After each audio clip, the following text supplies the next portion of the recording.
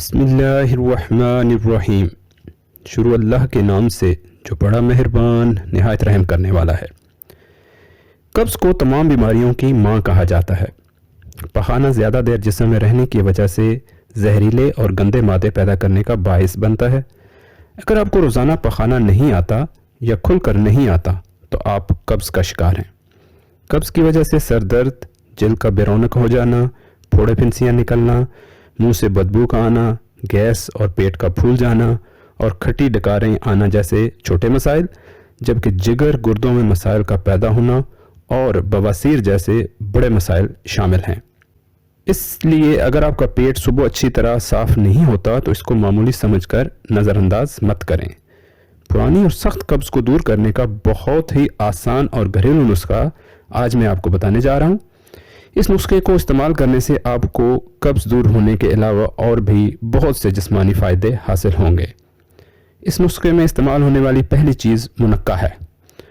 منقع اور کشمش میں یہ فرق ہے کہ منقع کے اندر بیج ہوتا ہے اور یہ سائز میں بھی کشمش سے بڑا ہوتا ہے اور ہلکے براؤن رنگ کا ہوتا ہے۔ منقع قبض کا خاتمہ کرتا ہے اور آنتوں میں ہونے والی خشکی کو بھی دور کرتا ہے۔ یہ آئرن اور وٹامن بی سے بھرپور ہوتا ہے، جسم میں خون پیدا کرتا ہے، جسم میں طاقت لاتا ہے اور ہر قسم کی کمزوری کا بھی خاتمہ کرتا ہے۔ دل کی صحت کے لیے بھی بہت فائدہ مند ہوتا ہے۔ یہ معدے کی تیزابیت کو ختم کرتا ہے اور پرانی سے پرانی کھانسی اور سانس کے مسائل کے لیے بھی بہترین ہے۔ نسخے میں استعمال ہونے والی دوسری چیز سونف ہے۔ یہ معدے میں ہاضمے والی رطوبت کو بڑھاتی ہے، جس سے کھانا اچھی طرح ہضم ہونے لگتا ہے۔ پیٹ میں گیس بننے اور کھٹے ڈکار والا مسئلہ بھی حل ہو جاتا ہے۔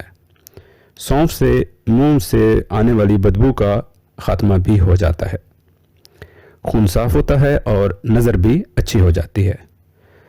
100 گرام سونف لے کر اس کو گرم توے پر ہلکا بھون لیں تاکہ اس کی نمی ختم ہو جائے۔ ٹھنڈا ہونے پر 100 گرام منقع لے کر دونوں کو اچھی طرح گرائنڈ کر لیں اور 1 چمچ پگھلا ہوا دیسی گھی شامل کر کے اچھی طرح مکس کر لیں۔ اب اس مکسچر کی چھوٹی چھوٹی گولیاں بنا لیں۔ اگر آپ کو شدید قبض ہے تو 1 گولی رات سونے سے پہلے اور 1 گولی صبح ناشتے کے بعد کھا لیں۔ اگر ہلکی قبض ہے تو 1 گولی صبح ناشتے کے بعد کھا لیں۔ یہ گولیاں اتنی بہترین اور طاقتور ہیں کہ پہلی دفعہ استعمال کرنے سے ہی آپ کو بہترین نتائج حاصل ہونے لگتے ہیں۔ ہر عمر کے لوگ اس کا استعمال کر سکتے ہیں اور اس کا کوئی سائیڈ ایفیکٹ نہیں ہے۔ چھوٹے بچوں کو آدھی یا 1/4 گولی استعمال کرائیں۔